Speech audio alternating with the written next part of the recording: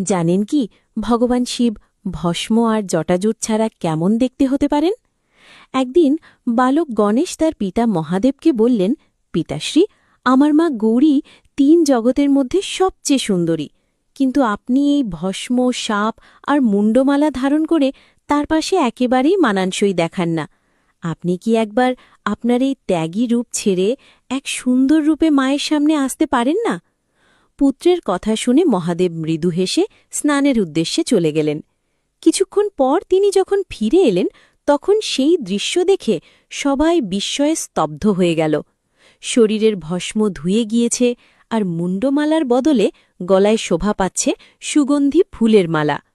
ভগবান শিবের সেই দিব্য রূপ এতটাই অপার্থিব ছিল যে দেবতা, গন্ধর্ব ও যক্ষ সকলেই মুগ্ধ হয়ে তাকিয়ে রইলেন।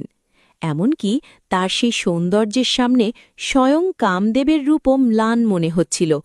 গণেশজি নিজের পিতার সেই অপূর্ব রূপ দেখে অবাক হয়ে গেলেন।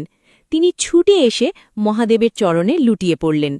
মহাদেব স্নেহভরে তাকে বুকে টেনে নিলেন, কিন্তু তখন তিনি লক্ষ্য করলেন গণেশের চোখ ভিজে উঠেছে।